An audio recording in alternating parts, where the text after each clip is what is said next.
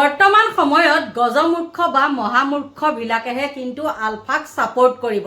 কোনো ভাল মানুহে আলফাক এতিয়া সাপোৰ্ট নকৰে, কাৰণ তেওঁলোকে কৰিব লাগে কি আৰু কৰিছে কি। আজি দেখিলো এটা লেখা পানী, একেবাৰে মই মানে একে সৰু ল'ৰা ওট চেপিলে গাখীৰ ওলোৱা তেহেতকেইটা আকৌ যাবলৈ লৈছে কিহত, পঢ়া শুনা বাদ দি গজমূৰ্খকেইটা এইবিলাক মদ ভাং খোৱা ড্ৰাগছ খোৱা এইকেইটা যাবলৈ লৈছে কিহত জানেনে, আলফাত। যেনিবা কি হ'ল, তেওঁলোকক ধৰিলে। আৰু তাৰ দুদিনৰ আগত আপোনালোকে সকলোৱে গম পায়, তিনিচুকীয়াত 15 আগষ্টৰ আগে আগে তেওঁলোকে সেইটো এটা মানে বোমা বিস্ফোৰণ দিবলৈ আহিছিলে। বোমা বিস্ফোৰণ তেওঁলোকৰ কাম সেয়াই, তেওঁলোকৰ কাম হ'ব লাগিছিল কি আৰু কাম কৰিছে কি। সেই বোমা দিবলৈ যে যিকেইটা আহিছে সেইকেইটাই বাৰু আপোনালোকে কওকচোন, বোমা যে দিব, কাক বোমা দিব, কোন মানুহ মৰিব। ইয়াৰ আগতে ধেমাজিত আপোনালোকে গম পায়, সেই কথাটোৰ পৰা একেবাৰে আলফাক ছাপোৰ্ট নকৰা হ'লোঁ। যেতিয়া কৰিব লাগে তেতিয়া কৰিছিলোঁ, কিন্তু দেই যেতিয়া আমি 9-10ত মই আছিলোঁ তেতিয়া এইবিলাকৰ লগত মানে কিবা কিবি ঢেৰ জড়িত। কিন্তু কি আছিলে জানেনে, তেতিয়া আলফাৰ লগত এতিয়া আলফা আকাশ পাতাল পাৰ্থক্য। তেতিয়া আলফাই দেশৰ কথা চিন্তা কৰে। উঠি অহা যুৱচামে যদি বেয়া কাম কৰে বা একে মদ ভাং বিড়ি চিগাৰেটৰ পৰা যদিও খায়, তেওঁলোকক তেতিয়া মাৰ ধৰ কৰে, ঘৰৰ মানুহেও একো কৰিব নোৱাৰে। কিন্তু এতিয়া ড্ৰাগছৰ পৰা মদ ভাং বিড়ি চিগাৰেট সকলো উভয় নদী, তাৰ পিছতো কিন্তু তেওঁলোকে মাত নামাতে। আৰু কিয়নো মাতিব, তেওঁলোকৰ নিজৰ মুনাফা তেওঁলোকে আদায় কৰি আছে। আৰু যিজন বৃদ্ধ সেই পৰেশ বৰুৱা, সেই বৃদ্ধজনে কি কৰি আছে, উঠি অহা যুৱচাম, তেওঁ এতিয়া বুঢ়া হ'ল, এতিয়া তেওঁ বহা জেগাতে তেওঁ এতিয়া খাদ্য বিচাৰে, গতিকে তেওঁ খাদ্যৰ সন্ধানত থাকে। আৰু এই উঠি অহা ফুলকুমলীয়া ল'ৰা ছোৱালী যাক একে জহন নামে গৈছে। আৰু তেওঁলোকক আচলতে আদেশ দিছিলে চাগে, আৰু এইবিলাক নাটকেই নে কিয়েই নে কি আৰু নাজানো, ভগৱান জানে। কিন্তু সেই আৰক্ষীসকলকো মই ধন্যবাদ দিছোঁ যে ইমানতে তেওঁলোকে কি কৰিলে, তালাচী চলাই সেইখিনি ধৰা পেলালে, হয় নে নহয়।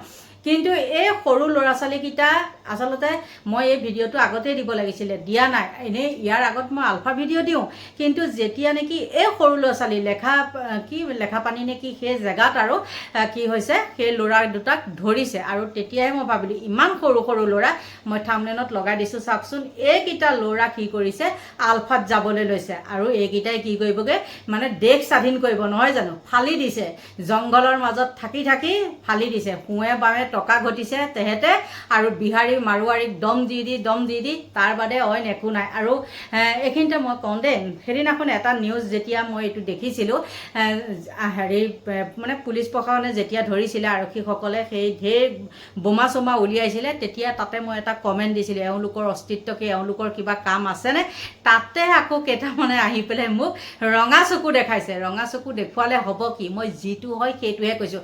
আলফাৰ একো অস্তিত্ব নায়েই, মুঠতে এতিয়া আলফাক পোহপাল দি আছে হিমন্ত বিশ্ব চৰকাৰে, তাৰ বাদে একো নাই। আৰু এইকেইটা এনেই আঁতৰৰ পৰাতো মানে পাহাৰটো দেখিবলৈ বৰ ধুনীয়া, নহয় জানো, সেই ঠিক তেনেকৈ আঁতৰৰ পৰা মানে একদম আলফা বহুত ধুনীয়া। কিন্তু ওচৰলৈ গৈ যেতিয়া যাব, তেতিয়াহে খলা বোমাখিনি মানে পাব। আৰু তাৰপিছত কি হ'ব, দুদিনমানৰ পিছত বোলে মৰি আছে, আমুকত বোলে ডেড বডি এটা ওলাই আছে, এইটো আলফাৰ জংঘলৰ মাজত তেওঁ নিজে চুইচাইড কৰিছে, এনেকুৱা বহুত কিবা কিবি মানে কথা। গতিকে বন্ধু বান্ধৱীসকল, কি ধৰণে তেওঁলোকে জালত পেলাবলৈ ধৰিছিলে চাওক। আৰু এওঁলোকে যে মানে কি বুলি কয়, তেওঁলোকে যাক হত্যা কৰিব লাগে তাক নকৰে নহয়, তেওঁলোকে কি কৰিব, নিৰপৰাধী যিসকলে কৰ্ম কৰি খাই আছে, ইফালে সিফালে গৈ পেলাই হাজিৰাই হওক বা কিবাই হওক, তেনেকুৱা ঠাইত তেওঁলোকে কি কৰিব, বোমা বিস্ফোৰণ কৰিব।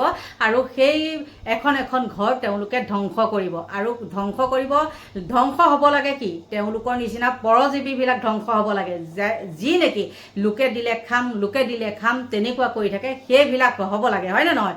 কিন্তু তেওঁলোকে কি কৰিবলৈ বিচাৰিছিলে, সেই কাম কৰি খোৱা নিৰপৰাধী মানুহখিনিক তেওঁলোকে ধ্বংস কৰিবলৈ বিচাৰিছিলে। আৰু ইমানতে যে মানে ক্ষান্ত হ'ল, সঁচাকৈ বহুত ধন্যবাদ দিছোঁ সেই আৰক্ষীৰ লোকসকললৈ। আৰু ক'ত কেনেকৈ কি হ'ল চাওক। আৰু মোক গালি দিয়া, মোক কমেণ্ট কৰা ভিডিঅ'টো হ'ল এইটোৱেই, সেইকাৰণে ভাবিলোঁ হাতে পাছে বাৰ কৰি পেলাই মই আপোনালোকৰ মাজলৈ আগবঢ়ালোঁ। নিৰীহলৈ লক্ষ্য কৰি গুলীবৰ্ষণ আৰু গ্ৰেনেড বিস্ফোৰণৰ নিৰ্দেশ লাভ কৰি তিনিচুকীয়াত বাহৰ পাতি আছিল আলফা স্বাধীনৰ ছেকেণ্ড লেফটেনেণ্ট পৰ্যায়ৰ দুটা দুৰ্ধৰ্ষ খেদাৰে। পেহেলগাম সদৃশ নাৰকীয় কাণ্ডৰ পৰা কথম্পি ৰক্ষা পৰিল তিনিচুকীয়া বৃহৎ পৰিমাণৰ অস্ত্ৰ শস্ত্ৰসহ জাগুনত গ্ৰেপ্তাৰ আলফা স্বাধীনৰ দুই দুৰ্ধৰ্ষ কেডাৰ স্বাধীনতা দিৱসৰ প্ৰাক্ষণত উজনিত হাই এলাৰ্টত অসম আৰক্ষী গ্ৰেপ্তাৰ ছেকেণ্ড লেফটেনেণ্ট সিঙৰ অসম ওৰফে হোমেনজ্যোতি বৰুৱা গ্ৰেপ্তাৰ ছেকেণ্ড লেফটেনেণ্ট মনোজ অসম ওৰফে পাপু মৰাণ দেশৰ স্বাধীনতা দিৱসৰ পূৰ্বে বাণিজ্যিক প্ৰাণকেন্দ্ৰ তিনিচুকীয়া চহৰ ৰক্তাক্ত কৰাৰ পৰিকল্পনা কৰিছিল আলফা স্বাধীনে আৰু তিনিচুকীয়া চহৰত ধাৰাসাৰ গুলীবৰ্ষণ গ্ৰেনেড বিস্ফোৰণৰ পৰিকল্পনাৰে তিনিচুকীয়াত প্ৰৱেশ কৰিছিল দুজনকৈ আলফাৰ দুৰ্ধৰ্ষ কেডাৰে প্ৰথমতে চাওক এইসমূহ দৃশ্য দুটা AK-56 ৰাইফল 172 ৰাউণ্ড সক্ৰিয় গুলী দুটা হেণ্ড গ্ৰেনেড লগত আছে জৰুৰীকালীনভাৱে ব্যৱহাৰযোগ্য ঔষধ চিৰিঞ্জ নগদ ধন টৰ্চ তিৰপালৰ পৰা আৰম্ভ কৰি চাউল মেগী বাচন আদি সকলো লগত লৈ ফুৰিছিল ধৃত কেডাৰ দুটাই কাৰণ পৰিকল্পনা যিমানেই দীঘলীয়া আছিল সিমানেই ভয়ংকৰো আছিল তেওঁলোকক টাস্কিং দিয়া হৈছিলে উলফাইৰ পৰা যে তেওঁলোক ইয়াত তিনিচুকীয়া টাউনত আহি সন্ধিয়া সময় বা ৰাতি সময় পালে ইনডিস্ক্ৰিমিনেট ফায়াৰিং টাউনত কৰিব আৰু যিমান মানুহ সিহঁতে মাৰিব পাৰে ইমান মানুহ গুলিয়াই মাৰি দিব লাগে আৰু গ্ৰেনেড ফুটাই মাৰি দিব লাগে এইটো তেওঁলোকৰ একেবাৰে মানে হিনিয়াছ এক্ট অফ টেৰৰিজম কৰাটো তেওঁলোকৰ প্লেনিং আছিলে ভাৰত বিৰোধী শক্তিৰ প্ৰভাৱ আৰু সহায়ত স্বাধীনতা দিৱসৰ প্ৰাক্ষণত অসম ৰক্তাক্ত কৰাৰ পৰিকল্পনা কৰিছিল নিষিদ্ধ ঘোষিত সংগঠনটোৱে প্ৰাৰম্ভিক পৰ্যায়ত আমি এইটোৱে গম পাইছোঁ তেওঁলোকক আলফা ইণ্ডিপেণ্ডেন্সৰ তৰফৰ পৰা ইনষ্ট্ৰাকশ্যন আছিল যে তিনিচুকীয়া চহৰত আহি তেওঁলোকে নিৰীহ মানুহক হত্যা কৰক আৰু সেই কৰি পেলাই সেই তেনে কাৰ্যই এটা অশান্ত অঞ্চলৰ সৃষ্টি কৰিলেহেঁতেন আৰু যিখিনি এণ্টি ইণ্ডিয়া ফ'ৰ্চেছ আছে তেওঁলোকৰ কবলতেই পৰি আলফা স্বাধীনে এনেকুৱা কাৰ্য কৰিবলৈ তেওঁলোকে আগবাঢ়িছিল ম্যানমাৰৰ পৰা অৰুণাচল প্ৰদেশ হৈ অসমত প্ৰৱেশ কৰিছিল সিঙৰ অসম আৰু মনোজ অসমে এখন বগা ৰঙৰ চুইফ্ট বাহনেৰে জাগুনত প্ৰৱেশ কৰোঁতেই পূৰ্বৰে পৰা খাপ পিটি থকা আৰক্ষীয়ে বাহনখন আগুচি দুয়োকে অস্ত্ৰ শস্ত্ৰসহ কৰায়ত্ব কৰিবলৈ সক্ষম হয় ধৃত সিঙৰ অসম ওৰফে হোমেনজ্যোতি বৰুৱাৰ ঘৰ তিনিচুকীয়াৰ পানীতোলাত ছেকেণ্ড লেফটেনেণ্ট মনোজ অসম ওৰফে পাপু মৰাণৰ ঘৰ বাগজানত উদ্বেগজনকভাৱে শেহতীয়াকৈ জিলাখনত বৃদ্ধি পাইছে সন্ত্ৰাসবাদী কাৰ্যকলাপ আমাৰ যিখিনি এজেঞ্চি চিকিউৰিটি ফ'ৰ্চেছ বা পুলিচ আমি সকলোৱে সদায় সষ্টম থাকোঁ আৰু তেওঁলোকে যি ধৰণে পৰিকল্পনা কৰে আমি যেতিয়াই খবৰ পাওঁ আমি অপাৰেশ্যন তেনেকৈ কৰিছোঁ আৰু যোৱা 2-3 মাহত আপোনালোকে যদি জানে আমি আলফাৰ এটা ৰিক্ৰুইটমেণ্ট মডিউল বাষ্ট কৰিছোঁ যোৱা মাহত আমি তেওঁলোকৰ এটা এক্সটৰ্শ্যন ৰেকৰ্ড আমি য'ত বাহিৰৰ ৰাজ্যৰ বা বাহিৰৰ দেশৰো কানেকশ্যনছ পাইছোঁ সেইটোও আমি আপোনালোকক জনাইছিলোঁ আৰু এতিয়া যদি আমি চাওঁ এইটো এটা কমপ্লিট অপাৰেশ্যনেল তেওঁলোকৰ এটা প্ৰচেষ্টা আছিল চ' আপোনালোকে যদি চাই ৰিক্ৰুইটমেণ্ট হওক ফাণ্ডিং হওক বা অপাৰেশ্যনেল যিখিনি তেওঁলোকৰ কাৰ্যকলাপ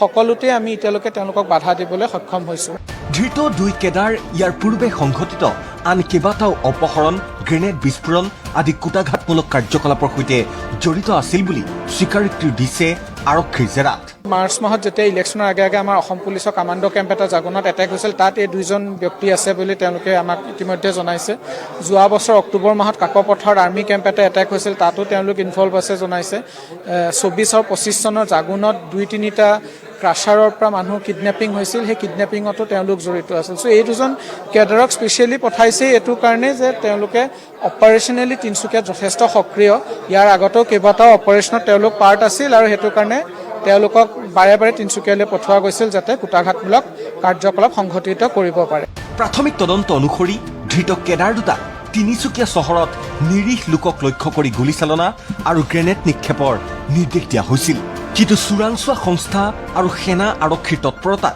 প্ৰতিহত কৰা হ'ল সেই ভয়ংকৰ পৰিকল্পনা স্বাধীনতা দিৱসৰ প্ৰাক্ষণত এই সফল অভিযানক তিনিচুকীয়া আৰক্ষীৰ এক উল্লেখযোগ্য সাফল্য বুলি গণ্য কৰা হৈছে এই ঘটনাৰ সৈতে জড়িত আন কোনো ব্যক্তি বা নেটৱৰ্ক আছে নেকি সেই দিশতো তদন্ত অব্যাহত তিনিচুকীয়া আৰক্ষীৰ এণ্টি ইণ্ডিয়া যেটো এক্সটাৰ্নেল ফ'ৰ্চেছ হয় তো আমাৰ ৰিজনক ডিষ্টেবিলাইজ কৰিবৰ কাৰণে তেওঁলোক উলফাই under the influence of anti India elements anti India external actors তেওঁলোক এইটো ডাঙৰ এটা ঘটনা প্লেন কৰিছিলে যাতে কি আমাৰ তিনিচুকীয়া অসম আৰু দেশৰ গোটেই পৃথিৱীত বদনাম হয় জনসাধাৰণলৈ আহ্বান তিনিচুকীয়া আৰক্ষীৰ নিষিদ্ধ সংগঠনটোৰ যিকোনো ইনপুট লাভ কৰিলে ততাতৈয়াকৈ খবৰ দিয়ক আৰক্ষীক। কিবা যদি তেওঁলোকে গম পায় মুভমেণ্ট হওক বা কোনোবা ফোনত কাৰোবাক কথা পাতিলে, ফোনত কিবা যোগাযোগ কৰিলে, কণ্টেক্ট কৰিলে বা কোনোবা কাৰোবাক পইচাৰ দাবী দিলে, এক্সটৰ্চন ডিমাণ্ড দিলে, আপোনালোক গম পায় কিছুদিন আগত এক্সটৰ্চন এটা ডাঙৰ